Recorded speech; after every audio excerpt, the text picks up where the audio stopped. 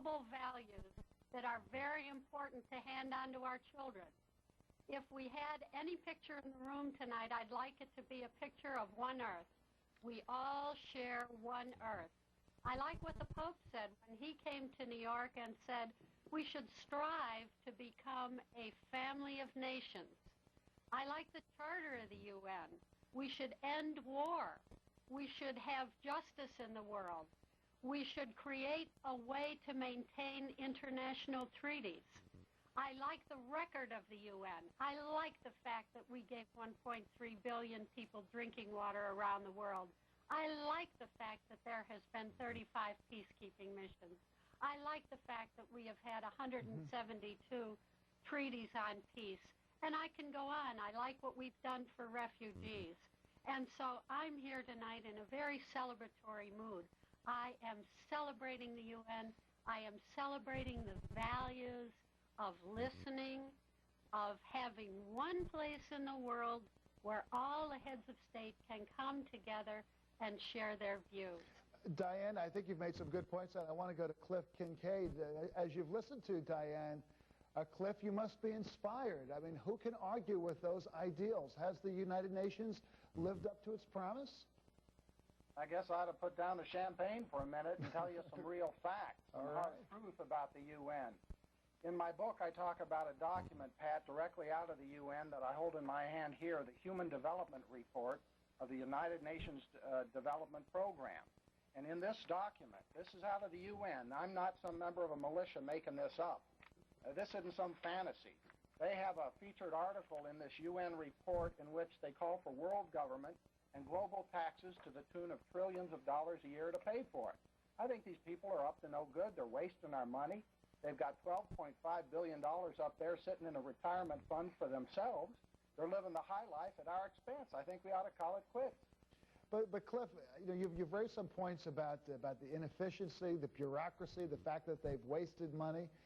But what about the points that Diane was making, the fact that, you know, where else should heads of state gather on a regular basis to discuss issues that affect the world community? If not the UN, wouldn't we have to invent something like the United Nations? Well, we've already got two inventions that can take the place of the UN. One is long-distance telephone, and the other is a Berlitz language course. All you have to do is pick up the phone if you want to call Russia or any other country in the world, learn the language, and we can talk together. We don't need a mammoth bureaucracy in New York that employs 50,000 people and that wastes hundreds of millions of dollars a year to accomplish this feel-good purpose. By the way, Cliff, the Republican mayor here, while he had a problem with Yasser Arafat going to a performance at Lincoln Center, said that notwithstanding all of the problems of unpaid tickets, he thinks that the UN adds to the economy here. So I guess he appreciates having those 50,000 employees in New York. May I jump in with a fact on that, Patrick? Sure, go ahead, Diane. The fact is that the United Nations contributes to the New York City coffers about $2.5 billion a year. This is what has been estimated that the United Nations spends in New York City. I think it's just great. Well, let's talk about some of their contributions, Pat. Let's talk about the contributions they made in Somalia when they took control of our troops, and 18 of them were slaughtered and massacred in the streets. 84 of them were wounded, and their bodies were stripped naked, and their corpses were dragged through the streets. Let's talk about Bosnia, where we've had hundreds of thousands of people killed and wounded. The UN has been a total failure, a total fiasco. Now NATO's being brought in as a military arm of the UN to rescue the world body, which hasn't been able to do anything right. That's hardly a record that anybody can be proud of. Diane, how about that? When we did send troops into Somalia, it was done with a noble purpose. We wanted to stop the slaughter, the bloodshed between the various warring factions there. But the United Nations didn't disarm the warlords, and eventually American troops were put in harm's way because they couldn't really respond to the conditions there. Pat, wouldn't it be a wonderful world if there were a Superman? Wouldn't it be just a perfectly wonderful world if anybody in the world could have walked into Somalia and made something magical happen? However, you go to Somalia and ask the people there now, were they grateful there was an effort? Was there an amelioration of a situation that no nation in the world wanted to walk into alone? And what would the Somalis answer? Let's talk about peacekeeping in places that don't hit the front pages of the newspapers. Let's talk about, say, what's going on in Cyprus.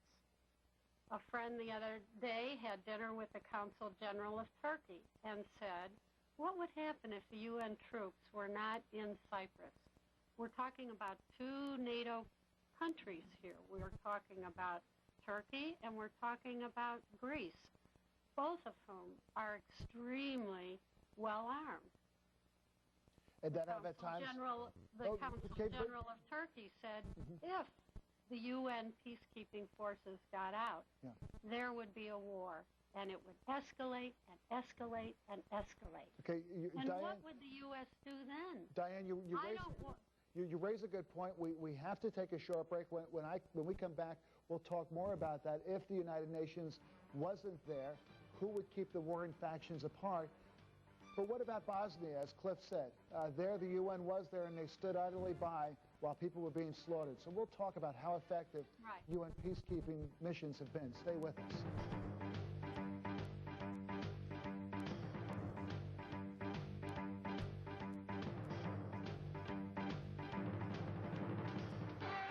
Do you have an idea for a new product or invention that you'd like to submit to companies? If so, there's information from Invention Submission Corporation to help get you started. ISC is America's largest invention service organization with over 50 offices nationwide. Call now for free information, which includes forms to assure confidentiality and record and date your invention, plus an informative brochure. Call for your free information now. For your free inventor's information, call 1-800-715-2422. Born June 1st, 1926, she was a classic beauty. Her picture graced the covers of almost every magazine in the world. Now appearing on this commemorative watch, it's Marilyn Monroe. Licensed by the estate of Marilyn Monroe and the United States Postal Service, this collector edition watch features a full-color reproduction of the Marilyn stamp. Crafted with heavy layered gold, it's polished to shine like the star herself. And the precision quartz movement provides accurate timekeeping for years to come. It's even imprinted with Marilyn Monroe's actual signature. The Marilyn Monroe watch, now only $29.95. But wait, you'll also get the official stamp and this limited edition print, all for just $29.95. The insatiable Marilyn Monroe, truly ahead of her time. Have your credit card ready and call 1-800-645-6400 or send check or money order for $29.95 plus $5.95 shipping to Monroe Watch, P.O. Box 2978, Framingham, Massachusetts. Join these News Talk hosts for discussions on the news issues most important to you. Today's news, today's talk, only on News Talk Television. This year, more than 2 million high school students will receive something very important. Something only a high school education can provide. The opportunity to become a United States Marine. Don't throw your education away. For more information, call now. Reform requires breaking up bureaucratic fiefdoms, eliminating obsolete agencies, and doing more with less. The UN must reform to remain relevant and to play a still stronger role in the march of freedom, peace, and prosperity.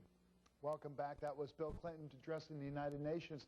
He and I guess about 185 other world leaders addressed the United Nations. They all had 5 minutes to say their piece as part of the 50th anniversary celebrations over the last weekend or so. And Diane and Cliff, I want to come back to the peacekeeping role of the United Nations.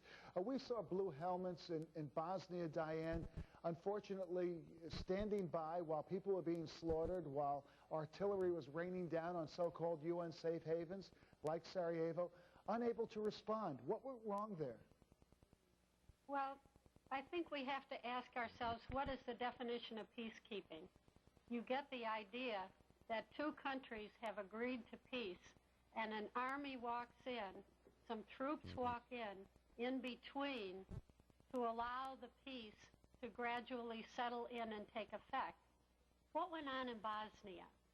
First of all, we were treated to scenes that recalled to all our minds the very sad things that happened during World War II. We saw ethnic cleansing, and it threw us back to the Holocaust. And it made us very nervous and very concerned. As Americans, however, and as many people from many countries around the world, nobody wanted to go in with troops. Pat, can I give Diane, can I give an alternative explanation of what went on in Bosnia? Cliff, go ahead. The UN is incompetent. They admitted Bosnia into the UN as a member state. Then they put an arms embargo on Bosnia. Right. I have to stop right there, and I'll tell you why. It wasn't the United Nations that admitted Bosnia as a state. It was Germany that first recognized Bosnia as a state.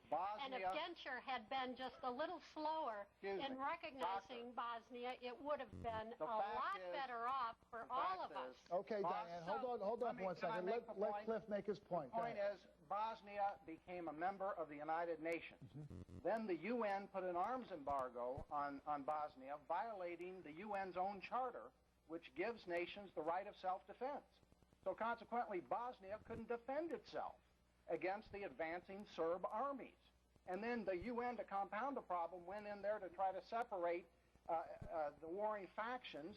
Nothing worked, and now we've got a so-called peace agreement that's going to get half of Bosnia to the Serbs. And this is supposed to be progress. This is absolute insanity, and we have the UN to thank for it. We're back to the Superman theory, Pat. The United Nations is supposed to solve a problem that the United States cannot solve in and of itself. The United Nations is supposed to solve a problem that all of NATO cannot solve. I'll solve it for you. Stay out of it. Keep our noses out of it. It's none of our business. Now, and it's none of the UN's business. I think that if you want to say that on a case-by-case basis, the United States should determine very clearly and very carefully if they want to send troops into any given peacekeeping situation, that's a very legitimate point. Well, Diane, that's a very legitimate point. Well, how does it work now? Can the United Nations put American troops in harm's way? No. It's President Clinton who decides to put the troops in harm's way, not the United Nations. The UN is not a very important The UN, Pat, is not a peacekeeping organization. Peacekeeping doesn't even, as a term, isn't even in the UN Charter. This is a war-making body. Articles 42 and 43 of the UN Charter that Dr. Sherwood has in her hands right now. I'd love to read the Charter for you. Well, we're not going to read the whole thing. I'd rather read the U.S. Constitution. I'd rather. Okay, hold on, one at a time. Cliff, go ahead. Articles 42 and 43 of the UN Charter set up a UN standing army. That's what we're seeing come into being. The UN has military operations in 16 countries today, 70,000 troops. We're creating another superpower, and we're using our own troops as the frontline soldiers. And they're getting killed. Our own people are getting killed for no reason at all. They're all dying in vain for the UN. Okay, let's hear from America. We've got Tony calling from Michigan. Tony, welcome to News Talk. You're on the air. What's your question or comment? Good evening. I've got a comment. I've been arguing about the United Nations since I was in high school in 1962. We thought that they outlived their usefulness in 62. I had teachers I had to argue with about it. There is nothing in the U.S. Constitution that says we should commit our American boys to a foreign power. And if you do, you should be impeached. Because the president takes an oath to uphold the Constitution of the United States. Tony, you raise an interesting point. In fact, there's an Army, an American military man, somebody in the Army. Yes, Michael New. Michael New, who's refused to put on the United Nations blue helmet. Exactly. Saying that it's a violation of his American citizenship and our Constitution. Diane Sherwood, how about that? Tony, if you were in high school in 1962, you missed World War II. No, my father served in World War II. I lost uncles in World War II. Yes, I know and more I did about as well. And those uncles may very well have been serving under George Montgomery, who was British. My point is that when American troops go into any kind of UN operation, the president remains the supreme commander and he turns over the troops to the UN. But, Patrick, I don't want to see this entire discussion go to peacekeeping. I want to ask you, do you think you could fly a plane from here to Paris if it hadn't been for the UN? Well, who cares if I can or I can't? I'm not too interested in what's going on in Paris. Tony, hold on for 1 second. God, let Diane Sherwood finish her point. Well, she did. Do you think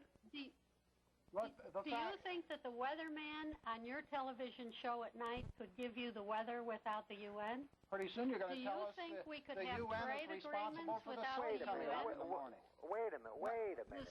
Tony is exactly right, and you know it's a tragedy that this Army specialist, Michael New, is facing a court-martial and jail, being thrown into the brig because he's standing up for the U.S. Constitution over the UN Charter. And in my book, Global Bondage, I make the point, just like Tony is suggesting, it shouldn't be Michael New who's on trial, it should be Bill Clinton.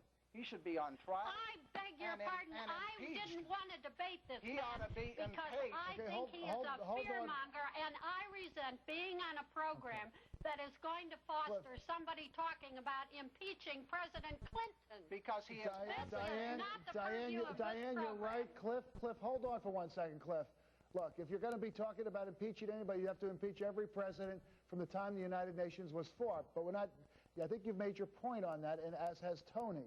Well, just because she outshouts me doesn't mean I make my point. No, Cliff. The point is, no, you didn't make your point. President Clinton has issued a secret presidential hold on, one at a time. We're talking about the United Nations. Cliff, make your point. President Clinton has issued a secret presidential decision directive 25 that has never even been provided to Congress. Only a summary is available in which he puts our troops at the disposal of the UN. The Congress has to exercise its responsibilities under the Constitution.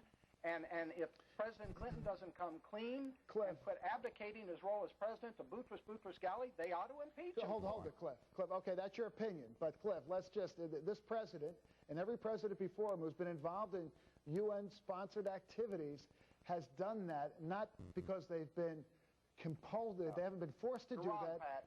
They've done it because they thought it was in our national interest to do that. President Clinton is the first president in history to put our troops directly under UN command and control in places like Somalia, Macedonia, Haiti, and maybe in Bosnia. That's the fact. Cliff, time out. Are you telling me that George Bush had nothing to do with the Somali operation? He put our troops in under U.S. command to feed starving people and get out of the country. Clinton put them under UN command, Pat. All right, I got you on that one. Cliff, let's broaden this, because we can debate about the role of UN peacekeeping all night, but the UN is more than just peacekeeping. It's also been about world health. It's also been about developing strategies to deal with the overpopulation of the world, education, women's rights. What do you think about the United Nations, Cliff, taking an active role in dealing with the human conditions, the suffering that exists around the world? Let's talk about population control. Let's talk about the money that the UN is putting into communist China, where they have a one-child-per-family policy, and if a woman wants to have a second child, she's forcibly taken into a clinic, and her kid is aborted. Cliff, how many people live in China? You defend that, Pat? Cliff, are you defending that? Cliff, are you telling me that? I'd rather have condoms than an abortion, thank you. Yes. Even if I were Chinese. We're talking about forced abortions and forced sterilization in communist China. Yes, and I'd rather have a condom than an abortion. Supported by her and supported by you, apparently. Hold on for 1 second, The UN is involved in that. All right, Cliff, fair point. Let me go ask Diane. Diane, is this a UN-sponsored policy, or is this a policy of the Chinese? What about the larger role of the United Nations in dealing with world population issues, the issues of child health? Go ahead. Look, let's back off and go back to the picture that the United States gave the world, the picture of one Earth. We live in a world where people have different views from us. We belong, and I'm glad we belong, to, if you will, an association of nation states put together by we the peoples.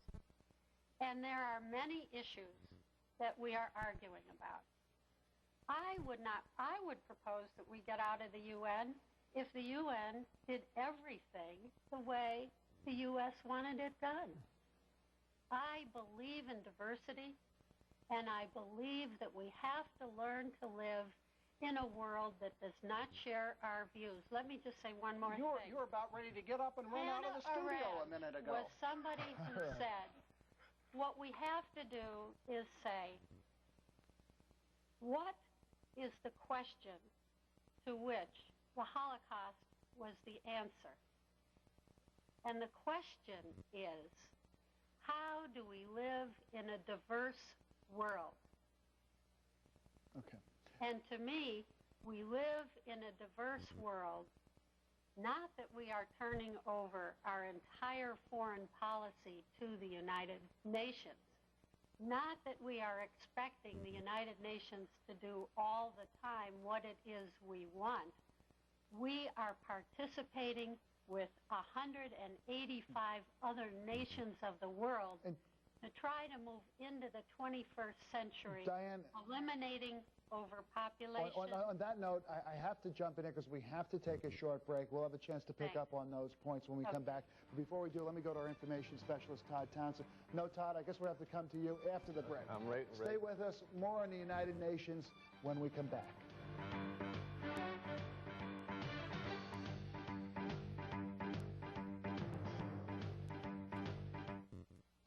This man has made millions of dollars for investors, and now he's got some advice for you. I picked Worth, the unique personal finance magazine designed to help you make all the right moves.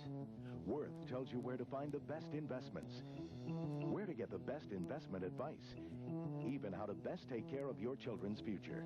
And each month, the Need to Know section brings you news you can use and trends you can act on. Try Peter Lynch's latest pick free just by calling this number. If you like Worth, you'll get 9 more issues, 10 in all, for just $15. If not, mark the bill, cancel, and owe nothing. The free issue is yours to keep. Call now, and you'll also get the Worth Mutual Fund Guide free with your paid subscription. It's not often you can get free advice from Peter Lynch or a free issue of Worth magazine. So call now. Find out why I picked Worth. Call now for your free issue of Worth and the Mutual Fund Guide free with your paid subscription. Call now, 1-800-709-9944. Catch up on the most significant events of the day and speak out about the issues most important to you. Join us tonight for the final edition of News Talk Television. Get ready to scratch and save. Just play Sears Mystery Saving Spectacular game during your free in-home consultation. You could save big on new windows. Stay tuned to learn more. If you ever owned a home, you know it. Old windows can be a real pain. Sticking, leaking, impossible to clean. And the biggest pain of all is paying your heating and cooling bills. But it doesn't have to be that way. Because right now you can save money with new energy-efficient windows from Sears. And find out how easy it can be to beautify and insulate your home. With windows that virtually eliminate air leaks. Windows that reflect heat and ultraviolet rays to help prevent energy loss. Tilt in for easy cleaning and never need painting. Don't keep wasting energy on those old panes. Did you get it open? Yeah, I got it open. And now you could have new windows free. But before Sears authorized contractors get to work, you get to play. Save 5 to 100% on windows guaranteed. Call for your free in-home consultation. That's when you'll get your game card. Welcome back to the News Talk television channel. We've been talking about the United Nations, and now that they're celebrating 50 years of existence, a lot of people are saying that it's time to enhance the role of the United Nations, while others are saying maybe it's time that this organization disappear because perhaps it's outlived its usefulness. That's what we've been discussing. Let's go to Todd Townsend, our information specialist. You know, Todd, we hear a lot about the United Nations, whether or not they've done a good job in Bosnia, whether or not they can keep the peace. Whether or not American troops are going to be under the direction of some foreign general and wearing blue helmets. But the United Nations is more than just these peacekeeping missions. Absolutely, Patrick. There's a lot of things the United Nations have done that we might take for granted these days. Oh, among them, look in 1981, the UN High Commissioner for Refugees was awarded his second Nobel Peace Prize for work. In 1980, the battle against smallpox, headed by the World Health Organization, was finally won. We basically eradicated smallpox, except for a few. In 1968, the Nuclear Non-Proliferation Treaty, the General Assembly aimed to share the benefits of nuclear energy. There's been a lot of things that the UN's done outside of just its peacekeeping efforts. Interesting. We'll get a chance to get into that. Let's go to Richard, who's calling from Kansas. Richard, welcome to News Talk. Richard, what do you think about the United Nations? Is this one of those organizations that we can't live without? Yes, sir, we can live without it. I'm a retired sergeant, been in the Army 20 years, and a lot of other people that I know that's been in the service and that are at a major Air Force base here in Wichita. And we do not agree with what's going on. Michael knew when he refused to fight for NATO. Right. I think the man has a lot of common sense. We support him 100%. And our government, I feel, even though they pay me my retirement, is trying to control the world. We can't even take care of our own domestic problems, our small problems. Now, I hear this people up here talking about how good it is. I think it's terrible. I don't think we should control any other country. And if you notice, we never accomplish nothing. Every time we leave, it goes back to the same old way. And we have, unfortunately, run out of time. I want to thank you for your call. And Diane Sherwood, Cliff Kincaid, thank you both for being with us. We appreciate it. Coming up next, Congress wants to pass legislation that would give more power to the Bureau of Alcohol, Tobacco, and Firearms. But many argue the ATF already has too much control. What do you think? We'll talk about it when we return. Stay with us. Research assistance has been provided by LexisNexis Services. While others spend weeknights surfing the tube, get informed and involved with News Talk Television. Hear about the news issues that affect you on the Primetime Edition with Patrick Halpin, now at a new time. Join the newest News Talk host, Steve Adubato, for the final edition, where your viewpoint on news issues comes first. Plus, on Fridays, host Vladimir Posner discusses the week's most significant events with you on Final Edition, Week in Review. Weeknights on News Talk Television, where your voice counts. If you love country music, your favorite country artists want to hear from you, because now you can get your own cool country visa. Call 1-800-891-4901 now and apply for the Visa card featuring the country music star of your choice. Alan Jackson. Well, way down yonder on the Chattahoochee, it gets hotter than a hoochie coochie. Brooks and Dunn. I'm a hard-working man. I wear a steel hard hat. Plus, Reba, Travis Tritt, Tracy Lawrence, Billy Ray Cyrus, Patty Loveless, Lori Morgan, Sammy Kershaw, and George Jones. You can't get these Visa cards anywhere else, so come on and show how much you like your favorite country music star. Call 1-800-891-4901 now and put some real star power in your wallet. That's right. Cool Country Visa. Viewer voices. News Talk is one of the best things that ever happened to television. Your network is now my justification for my $2,500 satellite dish.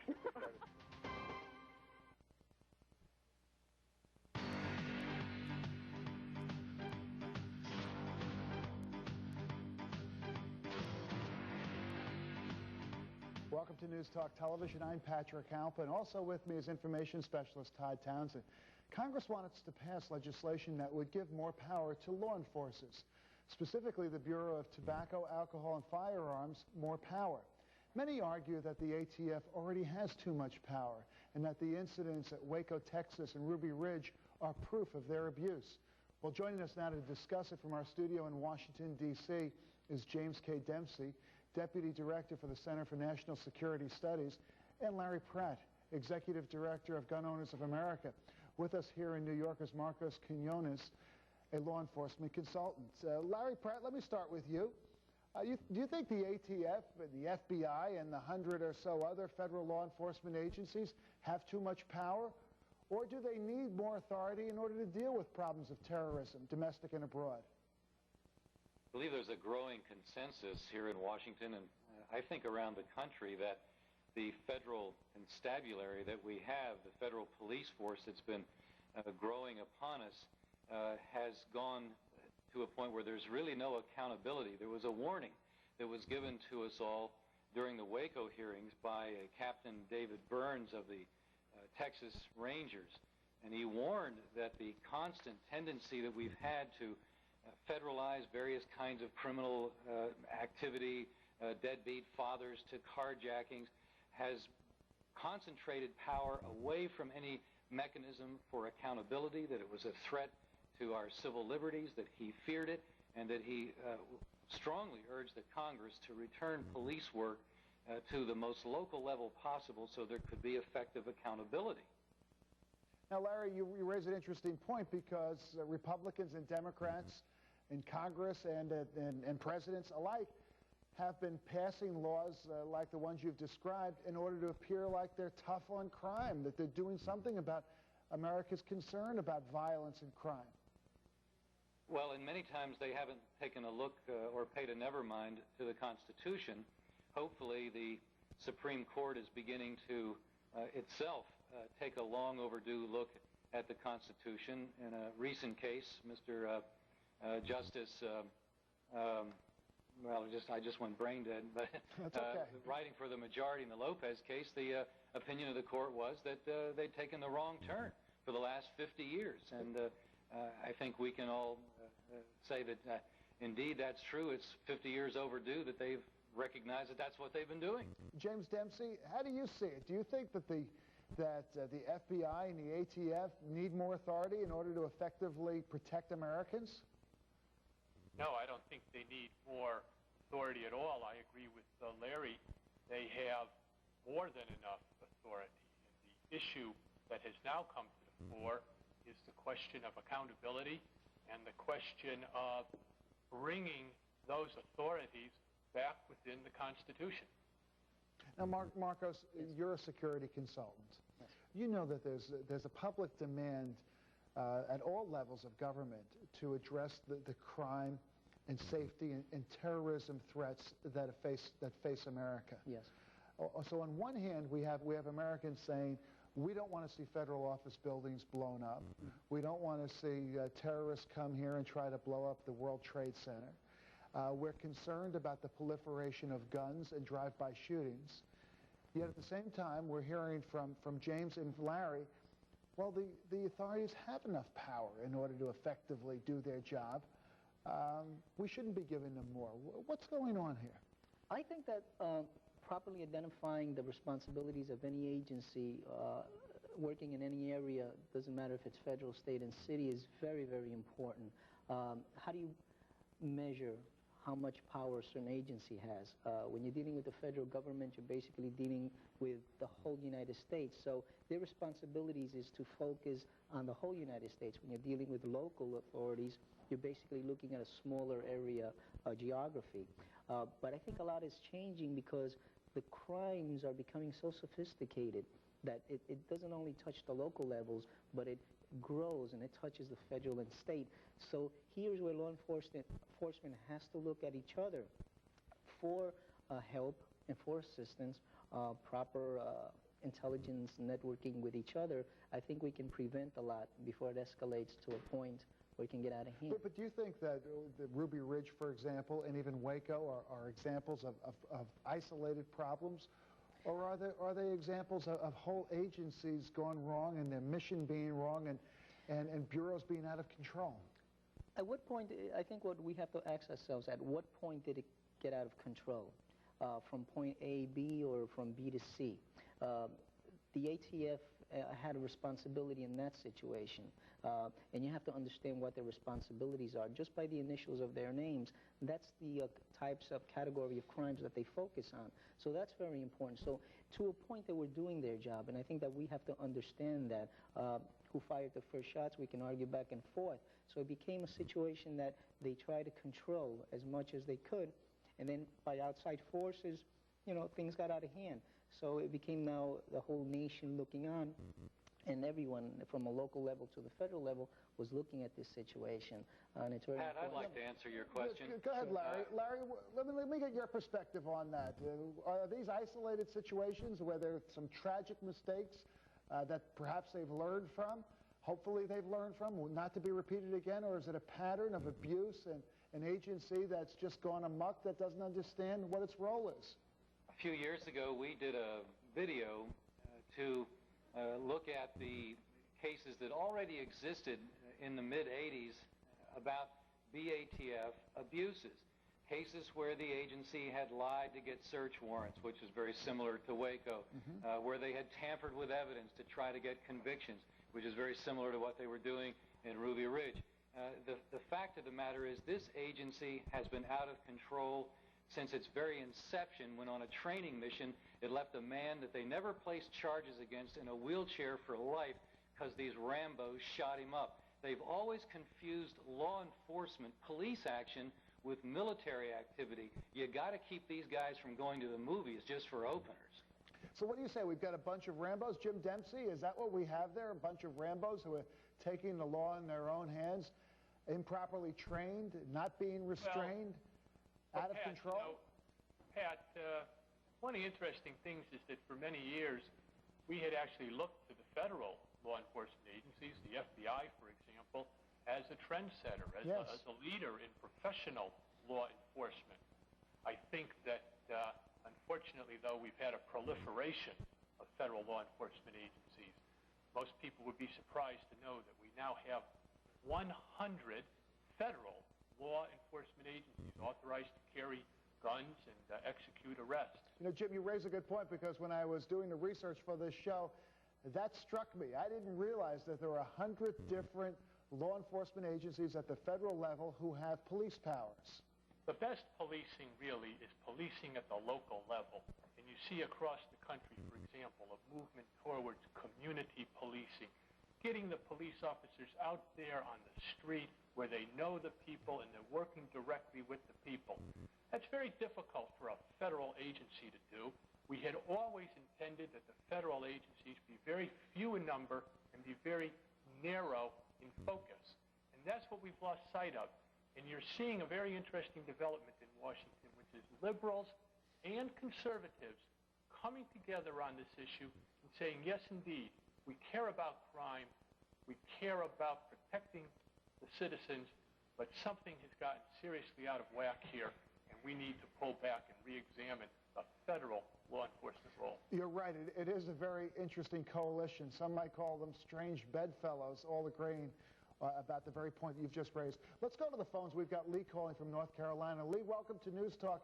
You're on the air. What do you think about this, Lee? Do you think federal law enforcement needs more power, more authority to deal with problems of crime, drugs, gun running? Well, very frankly, the federal law enforcement needs less power. The ATF needs to be disbanded completely.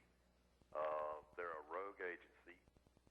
They've trumped up charges on people in the past. They're out of control. They come very close to being something on the lines of a Gestapo, and they're trying to turn this country through the administration right now into a socialist police state. Lee, you raise an interesting point. Now, we're going to take a short break. When we come back, we're going to pick up on the point that Lee just raised. Should the Bureau of Alcohol, Firearms, and Tobacco be abolished, as some people are suggesting? And if they are, what happens to the things that they're supposed to be doing by law? We'll talk about that next when we come back, so stay with us. And Lee, thanks for your call.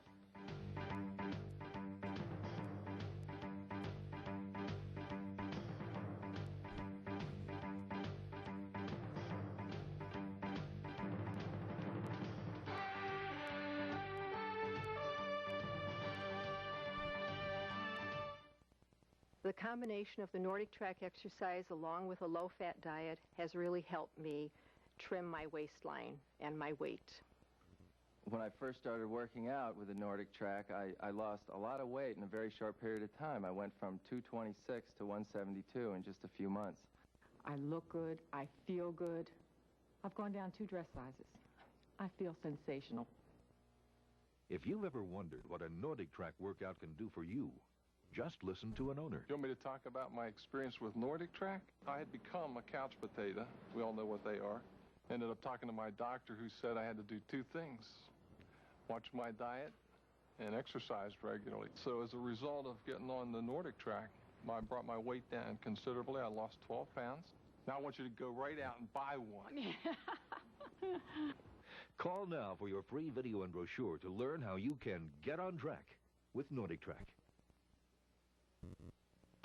Join these News Talk hosts for discussions on the news issues most important to you. Today's news, today's talk, only on News Talk Television. How Howard Grossman does one thing better than anyone else. He plays the game of blackjack and wins big time. But to casino owners, he's not only good, he's dangerous. In fact, he needs a disguise to play blackjack at virtually every major casino. All because he figured out how to beat the odds. People have gladly spent hundreds of dollars just to learn Howard Grossman's secrets. And now you can learn from the master himself in his tell-all video, The Secrets of Blackjack, which can now be yours for just $19.95, but only through this exclusive TV offer. You have 12. The dealer's up card is 2. What do? You hit once, and I'll show you why. You'll learn everything you need to know to win. Call now and we'll include the handy reminder card absolutely free. Our guarantee, if you don't at least double your money, we'll gladly refund your purchase. Soft 18. Most people would stand. Those people are wrong, and I'll show you why. Call now to order and see how easy it is to win.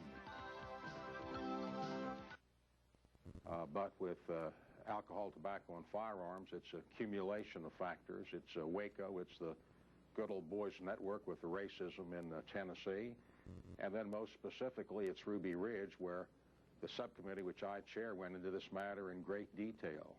And you have very, very serious mistakes which led to that tragedy, the killing of a deputy U.S. Marshal, the killing of young Sammy Weaver, 14, Mrs. Vicky Weaver. And what they did specifically was to entrap Weaver. That's what a jury found, into selling 2 sawed-off shotguns, and that's not really necessarily a federal case. And then the ATF agents misrepresented, saying that Weaver had prior convictions. That was Senator Arlen Specter, who's just concluded hearings into Waco and Ruby Ridge involving Randy Weaver and his family. Jim Dempsey, I want to ask you, the senator has recommended that ATF be abolished, that the Bureau's functions be turned over to the FBI. You started out by saying, well, we shouldn't be expanding federal law enforcement's authority. They've got enough authority under the laws currently to do their jobs. But do you think you should go to that next step and actually get rid of this agency completely?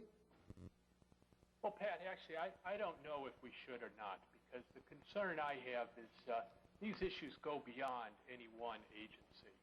If the BATF is abolished, it leaves open the whole question of where its authority is transferred, and the questions of use of deadly force, militarization of law enforcement, the increasing use of the so-called dynamic entries, these no-knock entries where the heavily armed officers rush in. Military assaults. Provoking, in many cases, an exchange of fire that's deadly on both sides. The lack of accountability. Those issues cut across the board and really implicate all federal law enforcement agencies and would remain if you merely abolished the BATF and did not address these policies. Larry, what about that? Abolishing the BATF, does that just shift these problems to some other agency that would have the same difficulties? I'm thinking, for example, about Waco. The ATF was involved in that. Then you had the FBI. You had a whole host of federal law enforcement agencies involved in the assault on Waco. After the siege that went on for days and days and weeks, that really went far beyond one particular agency. Yes, it did. But on the other hand, do keep in mind that in both of those fiascos, it was the BATF's action that was the predicate for all of the subsequent boo-boos that followed. You're also talking about Ruby Ridge. You're talking about Ruby Ridge. Talk about that. How did the BATF, from your perspective, kind of provoke this or not handle it well in the first instance? Well, Senator Specter, who certainly we're not a great admirer of him from the point of view of gun owners of America, but we were pleasantly surprised with the work that he did in this hearing, and it was a rather bipartisan conclusion, I think, which was all the more impressive. And his summary that you've already aired indicates that the BATF tried to set Weaver up. They lied about him to the judge. They committed federal felonies themselves in setting up this whole scene, suckering the marshals in, who then suckered the FBI in. There was a series of lies by other agencies as well. But the BATF got it started.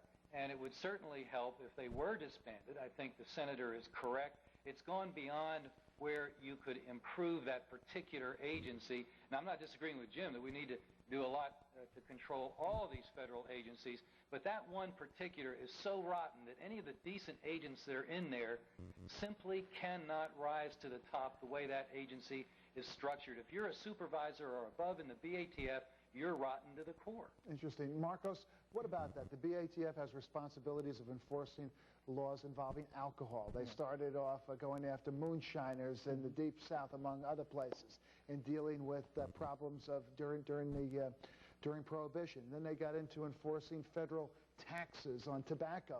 And now, of course, their responsibilities have been broadened to deal with the federal firearms legislation, regulating the interstate commerce of firearms in America. If not BATF, then who? Well, I'm thinking local agencies, perhaps balance the power where the local agencies can have much more jurisdictions in these situations. Should we abolish it? I'm like in the middle. Can we restructure this agency? Perhaps. It's going to take time. And I agree with the gentleman who just spoke. There are a lot of good people working in this agency, a lot of agents who really care in what they do. So they're caught in the middle of this whole, fiasco, what's happening up on top. So what do? I think that you have to stand back and objectively look at the agency as a whole, what they've done that's good, and also where the mistakes have been done. But it's going to take time. It's going to take time. Let's go to the phones. We've got Theodore calling from North Carolina. Theodore, what's your question or comment? Well, my comment is we've reached the stage now where we have another government bureaucracy that the American citizens are beginning to be afraid of. And there's been too many instances where the ATF has abused the power that they have, and yet we can look at the FBI, and the majority of the Americans still look at the FBI as a protector of us. Yes, they do. Something we don't have to be afraid of. But we are becoming more rapidly afraid of the ATF. But Theodore, the FBI has had its share of problems over the years as well. Not near as many as the ATF, or as serious as the ATF, when you consider the amount of cases that each one of them handles.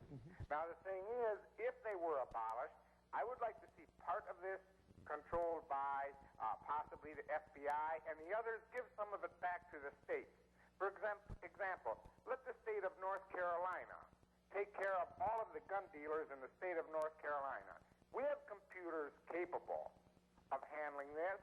Have these dealers file all the information by computer with the computer in here in North Carolina, our computer. If they don't comply, their license gets kicked out. If the IRS can take care of every taxpayer in the United States, we certainly ought to be able to keep track of each gun dealer in the state. With so computers, we don't need the ATF for that. Interesting point, Theodore. You raise a good point. And then as far as the other functions, turn that over to the FBI, let them deal with the law enforcement issues. Absolutely. Absolutely, because people have much more confidence in them now. Okay, good point, Theodore. We appreciate your call and your insight on that. Let's go to Todd Townsend, our information specialist. Well, Pat, I've been on the internet here for a while, and I found a site that is listing some supposed purported BATF abuses from days past. And they cite one here, they say man shot in bathtub. It goes on to say a no-knock raid in Michigan based on an anonymous tip in which the BATF and other law enforcement officials burst into a house without any identification and shot a man in his bathtub. The tip claiming illegal manufacture of firearms proved to be false. The householder remained in intensive care, and he's never fully recovered, it said. And it cites another one. It says there was a raid at a California gun show. The BATF showed up, and during the raid, every single person at the show was ordered to line up against a wall and be photographed, pushed around, but no arrests were ever made. Now, those were in the 70s. Do you have anything in there from the 80s? What is that, a website that lists It's a website. It's mostly listing stuff from the past. But, it's incidents like these that have led up to comments by people like G. Gordon Liddy, who said, of course, on his radio show, if you see an agent coming at you, aim for the head. Yeah, G. Gordon Liddy got a lot of headlines about that. Larry, that doesn't help you when you have the likes of G. Gordon Liddy going around saying that people should take pot shots at agents. No, what we should do is take pot shots at the agency and get rid of the agency. As the Supreme Court has begun to realize, there's no federal jurisdiction in this area. If we didn't have agents empowered to conduct military raids over tax issues, which is what they went into Waco on, and which is what they went in against the Weaver family on, tax issues, $200 tax stamps that weren't purchased, and they kill people over that. We really ought not to have that in the hands of a federal constabulary. You know, Larry, that's a good point. We've got to take a short break. When we come back, we're going to talk more about this. We're going to get to your calls. All of our phone lines are full, so we're going to try to get through as many calls as we can. Stay with us.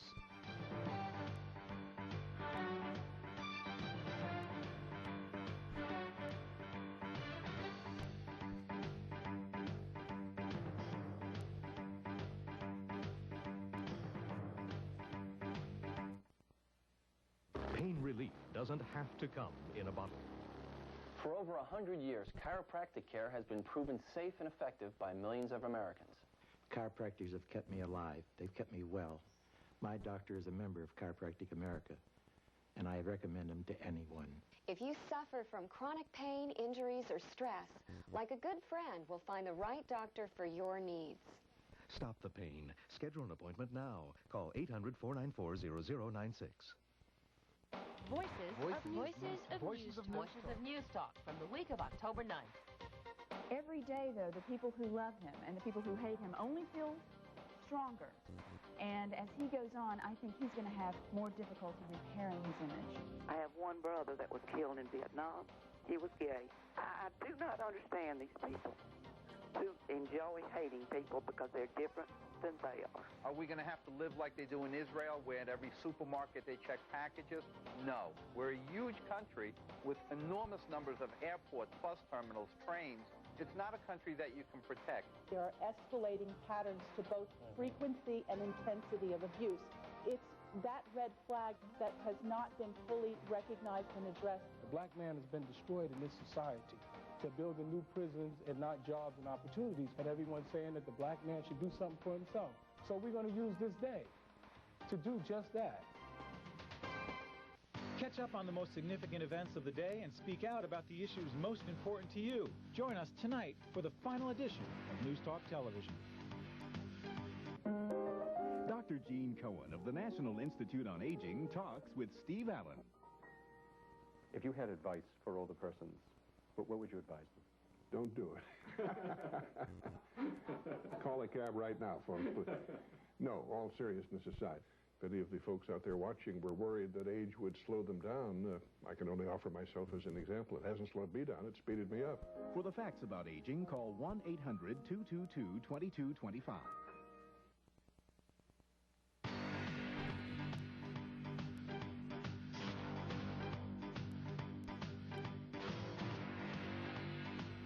Welcome back to News Talk Television. There's an interesting thing happening in Congress these days. On one hand, there's legislation pending before Congress that would give federal law enforcement agencies more power to go out and conduct investigations involving terrorists or those suspected of being terrorists. But there's a coalition that has now appealed to Congress involving the American Civil Liberties Union, the National Rifle Association, the Association of Criminal Defense Attorneys, among dozens of other groups, very strange bedfellows that are saying, wait a second, we don't need to be giving federal law enforcement officials more authority. They've got plenty of authority. In fact, they may have too much authority under the Constitution currently. And they've said that maybe there are too many federal agencies that have too much power to regulate and enforce the law.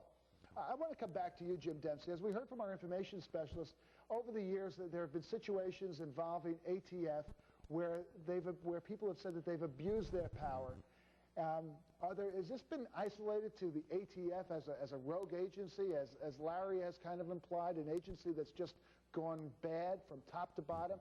Or have there been other federal law enforcement agencies that have had similar problems?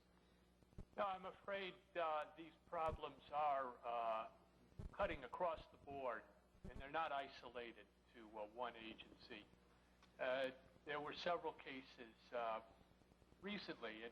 For example, 1992, the DEA out in California, acting on bad information from an informant that they should have known was untrustworthy, burst into somebody's house, and while he was calling 911, he thought it was bad guys coming in the door. While he was on 911 saying that somebody's breaking into my house, they shot him 3 times.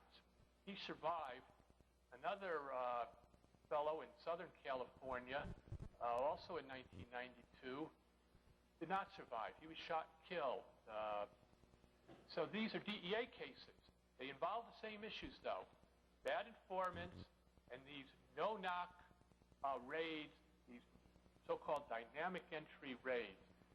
And, you know, one of your earlier callers had mentioned transferring the ATF authority to the FBI, yet the FBI has this hostage rescue team, which was at the center of Ruby Ridge, shot and killed Randy Weaver's wife while she was standing in the doorway of the cabin holding their young infant in her arms.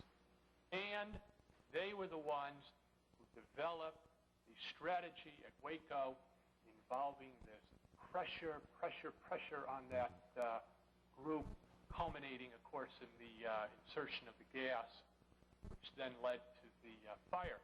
You don't have to believe that the FBI set the fire, as some allege. I don't believe the FBI set the fire. I believe the fire was an accident. But you can say something was clearly wrong in the way that paramilitary force was brought to bear on that group and the use of that gas. You know, Jim, you make a good point. We've got to go to a short break. When we come back, we're going to talk more about this. What do we do about providing a balance? How do we make sure that the agencies that are there to protect us don't abuse their powers? We're talking about that. Stay with us.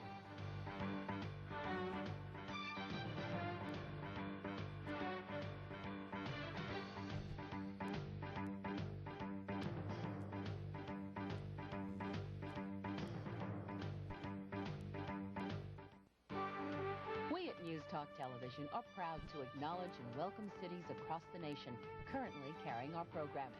News Talk Television offers round-the-clock explorations of headline news events and issues that affect you, your family, and your community. Are you receiving our network all day, every day? Don't miss out. Call your cable operator and ask for News Talk Television. Today's news, today's talk.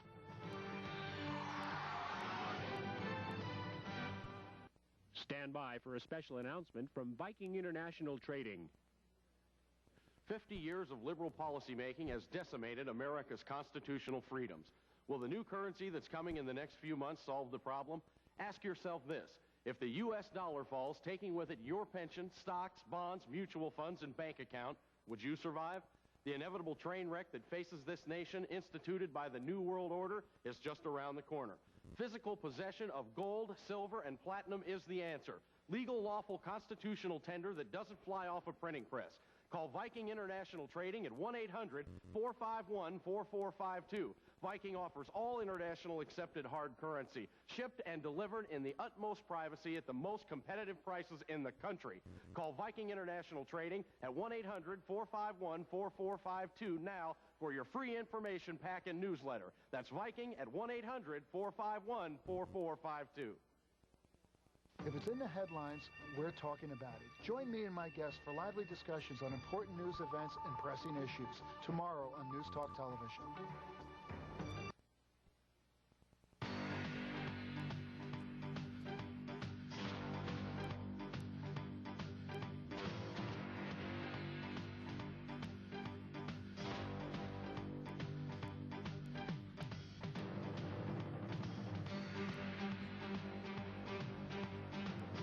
We've been talking about the power that federal law enforcement agencies have.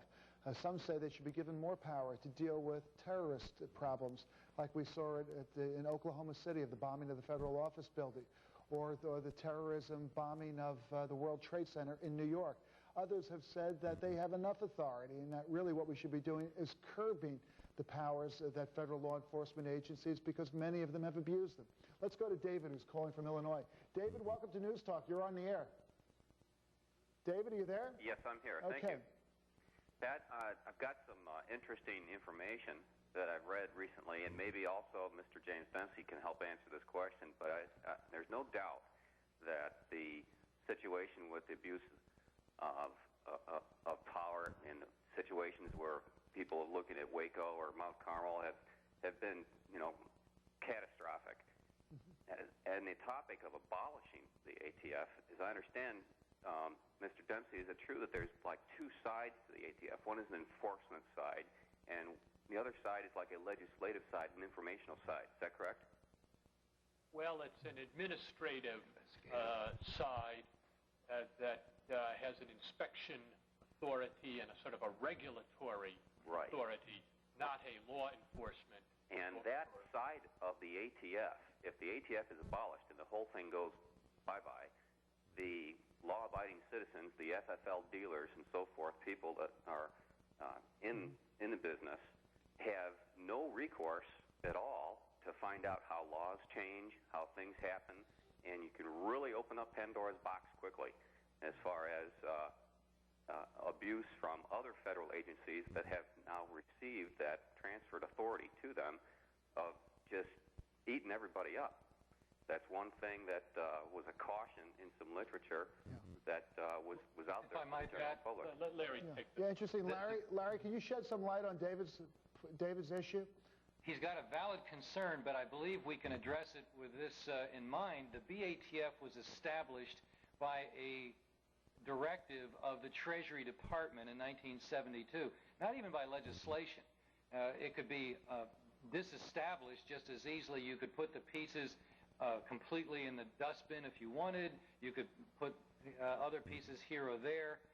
One possibility would be to, short of doing away with their underlying authority, which is what we're shooting for eventually, but in the meantime, to get at his concerns, which are quite important, I think you could leave the regulatory part of the BATF, even in the IRS, where it started out, make them go to the Justice Department in an adversarial procedure, obtain some kind of a complaint, and then some other federal agency under better control than any of them are right now, go and look into the matter.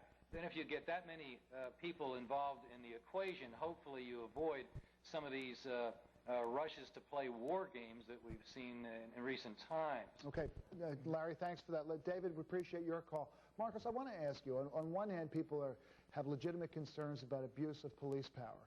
On the other hand, the public is demanding more of local and state and federal law enforcement officials. How do we strike a balance between the two? People want to make sure that we don't have federal office buildings like in Oklahoma City bombed again, or the World Trade Center bombed because of insufficient monitoring and surveillance of terrorist groups. I think firsthand is very important to gather or have a system of intelligence gathering. Very, very important. And also secondly, to have very good communications with the neighborhoods or the districts that you protect, and have this exchange of information, and hopefully step back and be able to analyze and have some preventive actions or training to deal with that situation if it should escalate.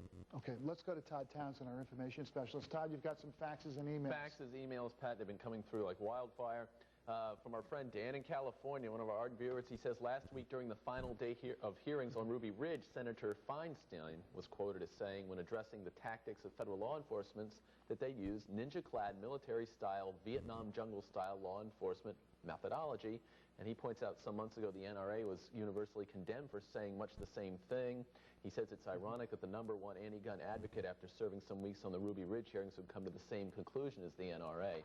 And we also... Yeah, that's a very interesting point. And Dan, I guess you must be even more surprised that groups like the ACLU, the American Civil Liberties Union, and the NRA, and the Criminal Defense Attorneys Association, and there's another one here, the National Black Police Association and the Second Amendment Foundation, the Frontiers for Freedom group, as well as a variety of other organizations on the left and Gun Owners of America. Larry, that goes without saying. You wouldn't be here if you weren't part of that coalition. Agrees with your point and the revelation of Dianne Feinstein. Go ahead. We got here a fax from Chris in Port Charlotte, Florida. He says, primary functions of the ATF have been geared towards protecting the tobacco and alcohol industries in our country. What surprises me is that these industries do not pay our government directly for the support in collecting the quote-unquote legal revenues. I'm surprised that the ATF has not been given other industries to protect. Interesting. And we have run out of time. Larry Pratt, Jim Dempsey, Marcos Quinones, I appreciate you all being with us and talking about this important issue. Coming up next, is our government destroying the country? When we return, we'll meet the author of a new book who says we can blame all of our problems on Washington. We'll hear more about it when we return, so stay with us.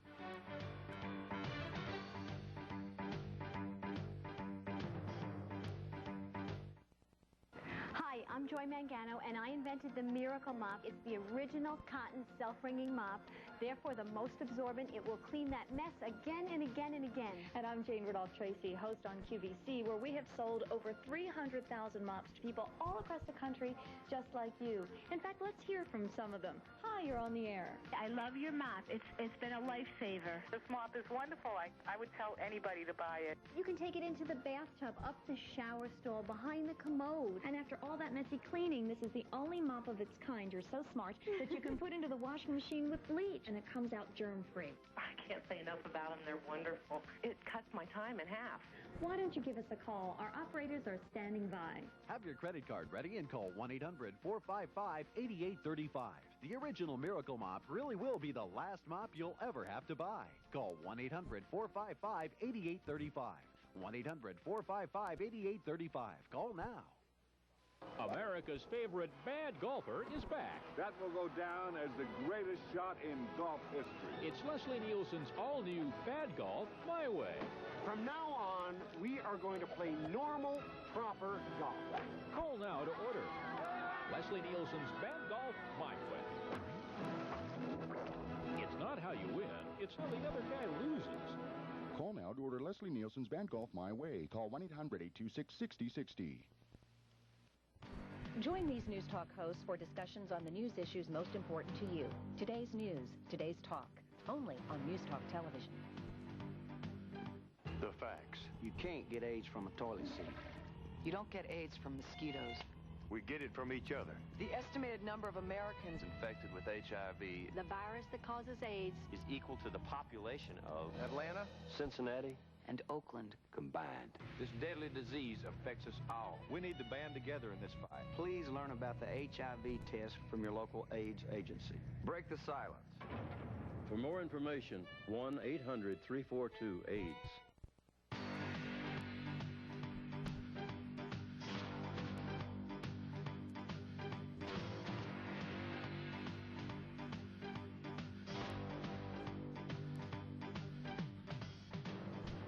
Welcome back to News Talk Television. I'm Patrick Halpin. Also with me is our information specialist, Christine Bellino. Do you think our government is too big and intrusive? Well, according to a new book, What Comes Next? The End of Big Government and a New Paradigm Ahead. Not only is our government too big, it's destroying our economy and the future of our children. Let's meet the author, James Pinkerton. Jim, you say our government is destroying our future. What do you mean by that? I thought it was there to create a future, for a better future for our children. It's funny you speak about the future because I teach at George Washington University now, and so I am in contact with a lot of young people who are our future. And I tell them there's a bad news, good news scenario in their future, which is if present fiscal trends continue, with allowing spending to continue to go up, they will face a lifetime tax rate in the next century of 84%. 84% in the next century. Of the national income will be consumed by state, federal, and local government if present trends continue. Now, I then tell them, that's the bad news.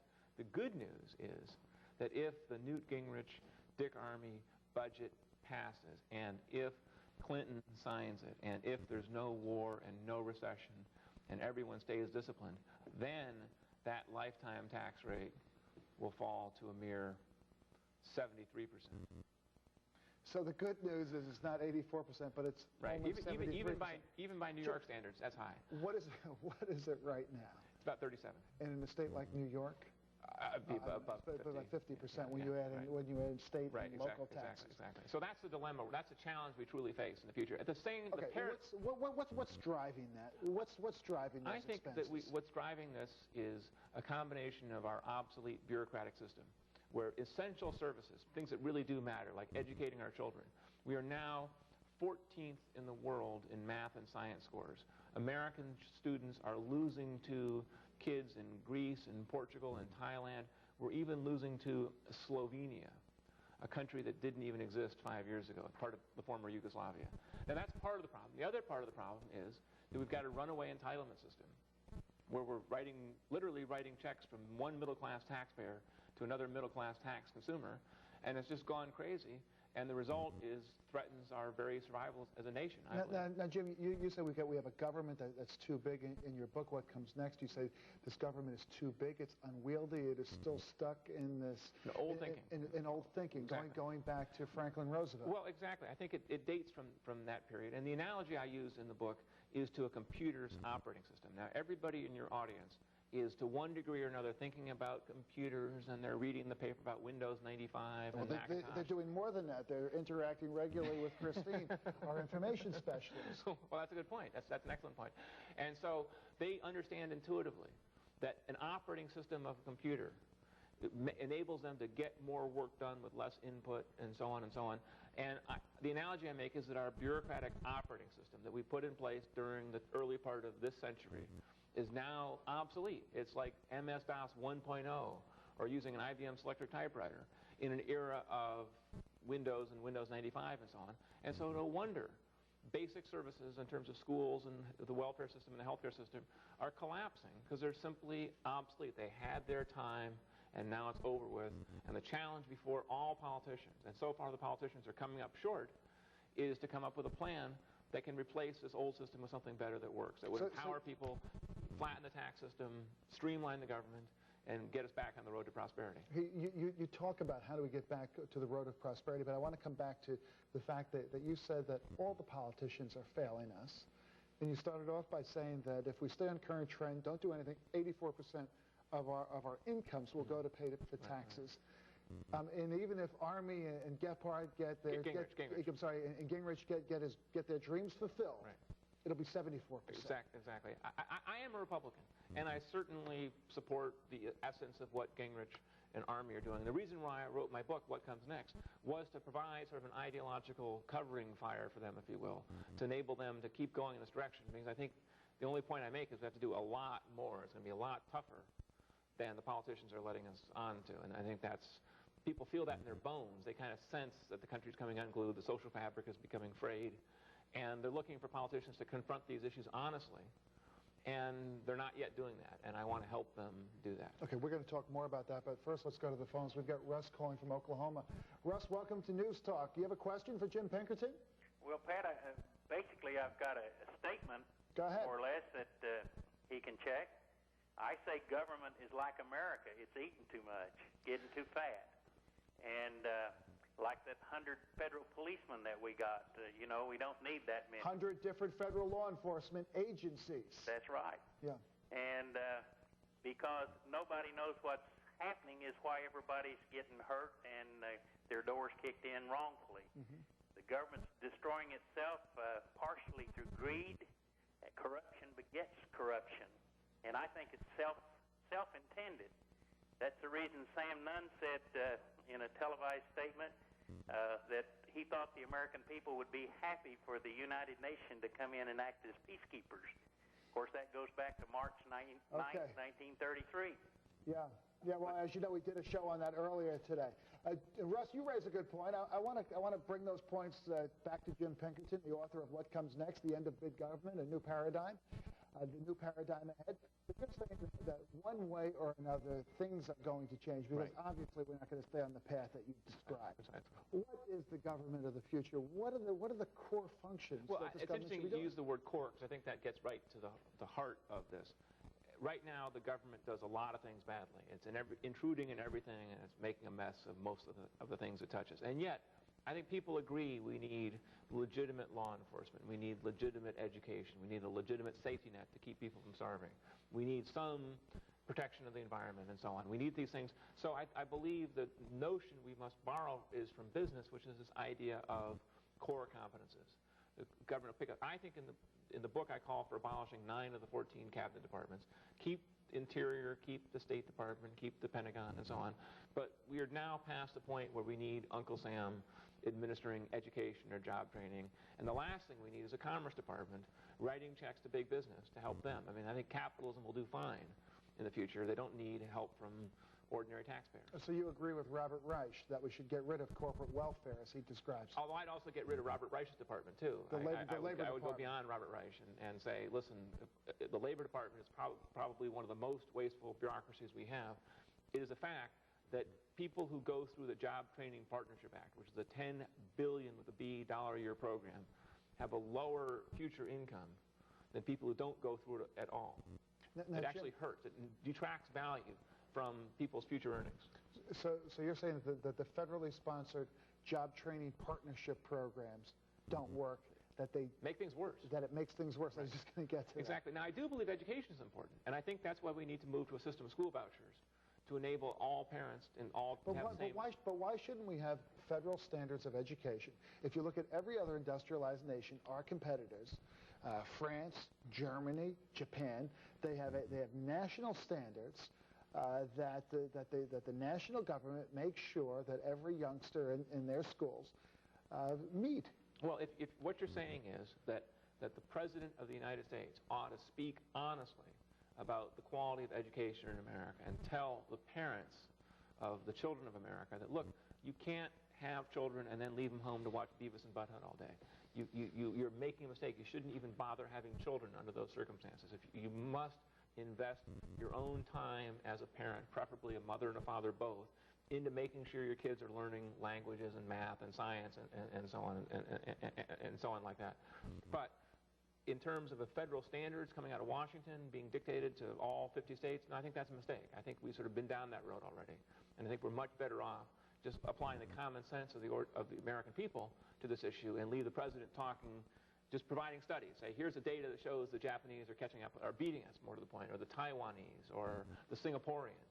These are American people have good sense if they're presented with a system that enabled them to choose better schools for their children so they could send their kids to the best school that would help them go head-to-head with other countries. So you're saying that regardless of a family's particular circumstance, whether they're poor, they're middle class, or they're affluent, they're going to want a better education for their children. In New York City, which has terrible public schools, as you know, the city spends about $9,000 per pupil per year.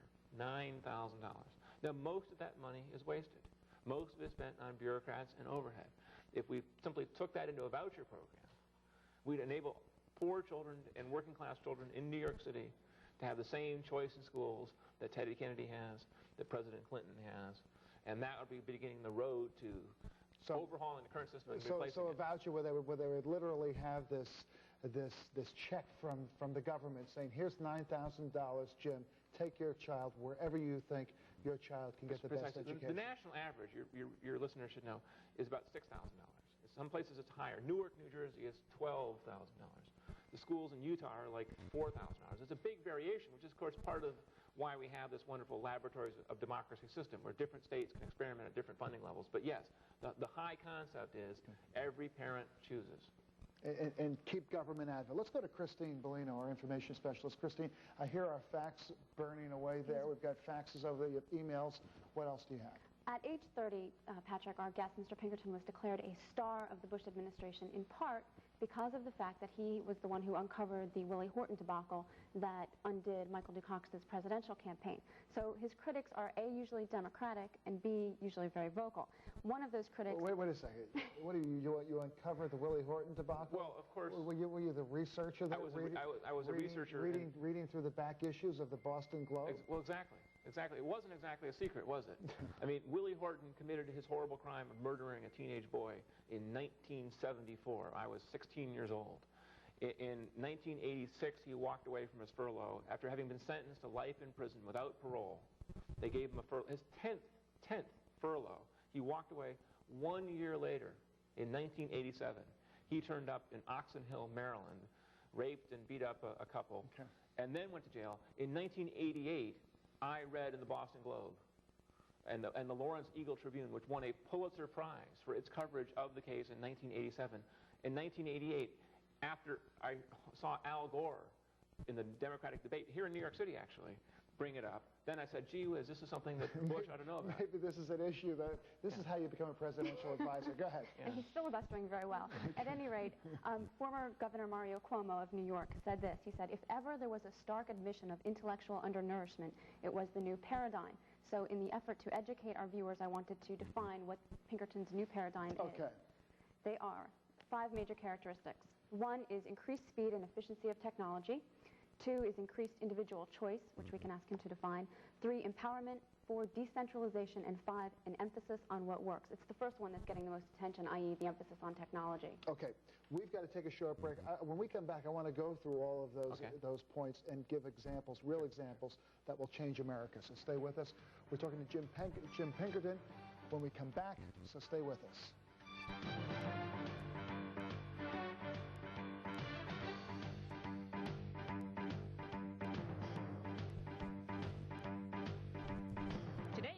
Talk Television viewer poll question is, should the penalties for possessing crack and powdered cocaine be the same? To vote, call 1-800-205-5115.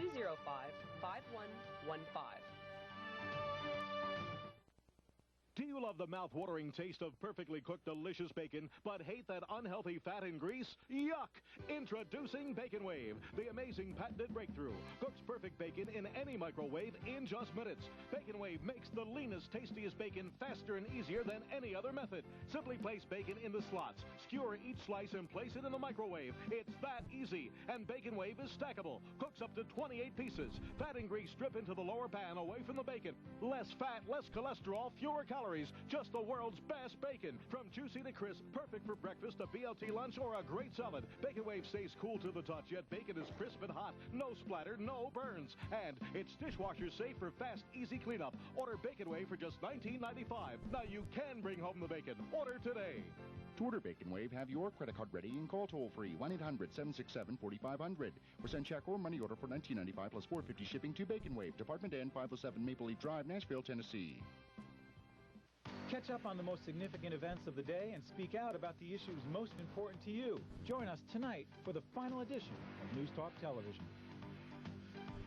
Waltham, the world's leading authority on pet care and nutrition, presents... There's a place in the heart reserved for the true companion of body and soul.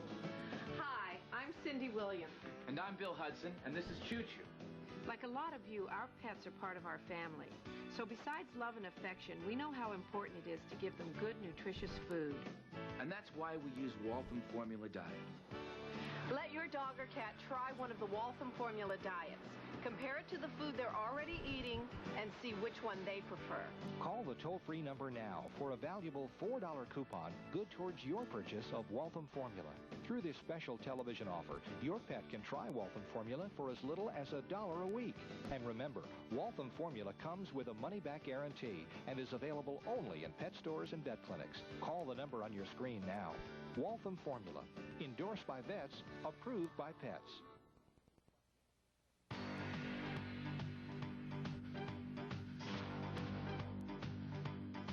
Welcome back to News Talk Television. We've been talking to James Pinkerton, who's the author of a book called What Comes Next? The End of Big Government and the New Paradigm Ahead. Jim, you keep saying that government, it's big government that is destroying America. We've been talking about that, but first we want to go to a call.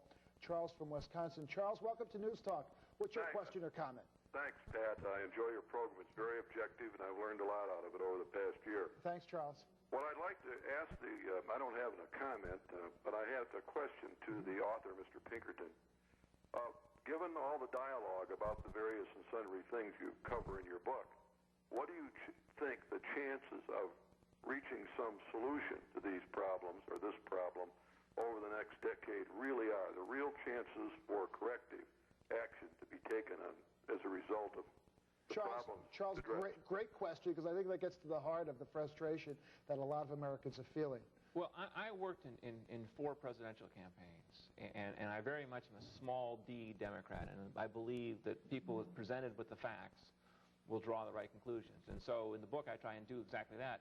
I think that there's an enormous opportunity here for some party or politician or group to come to the American people and say, look, we need to take advantage of technology. We need to empower our citizens. We need to move towards more choice in schools and so on. I think we need a flat tax. We need limited government. I think we need... But at the same time, you say that technology has the potential to further divide the country between the technological haves versus the technological have-nots. How do we address that? I think you need better education. Okay, I think the only choice is there's no escape from the global market. Okay. Christine, you have something on that? In 1991, in an article that you wrote for the National Review, there were 2 things that you said. A, the microchip empowers the individual, not Big Brother. And at that time you also said we don't necessarily need more government or less government, we need capable government. Instead of doing many things badly, the government should do a few things well, indicating that maybe when Mr. Pinkerton was a part of the government, he didn't necessarily think we needed less government. I think we need smaller government and we need better government, and I think the two go together. Any corporation will tell you that part of the process of getting lean and mean to compete and export involves shrinking the bureaucratic pyramid, getting decision-making down into the hands of workers and employees and so on. That's all part of the process. So, Jim, unfortunately, we've got about a minute and a half left. What do you say to Charles? What's the possibility of people coming to terms with a new government, just as they've done with corporate America? Anytime a politician comes to Wisconsin or any place else in the country and says, we're going to make the schools better, you say, that means you're for vouchers. Anytime the politician comes and says, we're going to make you more prosperous, that means a flat tax. Anytime they talk about, reforming health care, it's got to mean a medical savings account, some sort of IRA type plan for that. And if they don't give you those kind of answers and back them up with a pledge, like a new contract with America, a second contract with America on some of these issues, then the voters ought to say, look, you're just part of the problem and we're going to throw you out. But, and Jim, what about the underclass in America? Some people say that's going to grow because the schools in the poorest communities aren't effective. People don't have choices, even if you I think we need dramatic welfare reform, and I'll tell you, I actually support some sort of civilian conservation corps. I think we need something to get kids out of the inner city, out of the underclass, out into planting trees and doing something. I think that worked in the New Deal. It's about the only anti-poverty program we've ever had that actually succeeded. I would love to get Colin Powell or Norman Schwarzkopf or somebody like that running such a program that would help kids and give them some discipline and structure. And we, unfortunately, have got to go. Jim Pinkerton, thanks for being with us. We appreciate it.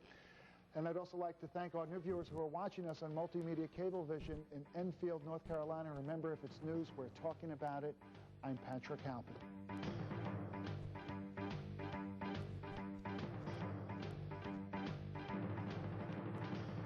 Research assistance has been provided by LexisNexis Services. While others spend weeknights surfing the tube, get informed and involved with News Talk Television. Hear about the news issues that affect you on the Primetime Edition with Patrick Halpin, now at a new time. Join the newest News Talk host, Steve Adubato, for the final edition, where your viewpoint on news issues comes first. Plus, on Fridays, host Vladimir Posner discusses the week's most significant events with you on Final Edition, Week in Review. Weeknights on News Talk Television, where your voice counts. People of Earth, prepare to embark upon the most incredible journey ever undertaken by humanity. Lost in Space, the Collector's Edition. Soar into the unknown aboard the Jupiter 2 with your first 2-episode video, only $4.95. Featuring the unaired pilot and the startling premiere episode in Adventures Beyond Imagination. Earth, 1997. Boy genius Will Robinson and his family head for a new life in a far-off galaxy, unaware that a mysterious stowaway will leave them all hopelessly lost in space. This is never-ending intergalactic adventure. Dr. Smith! Disaster at any moment. The suspense, the shock, the lure of the unknown. Your heart will race, your pulse will pound, your VCR will explode with excitement. Lost in Space, it's out of this world. To get your first 2-episode video for only $4.95, have your credit card ready and call toll-free 1-800-527-3271 now. Viewer voices.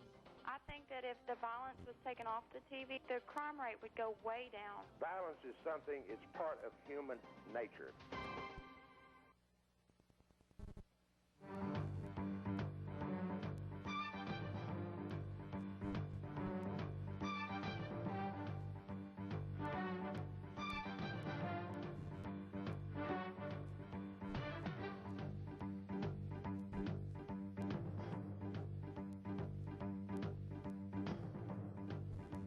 Welcome to Final Edition. I'm Steve Adubato. Over the next 2 hours, we're going to discuss the stories that made headlines today on News Talk Television.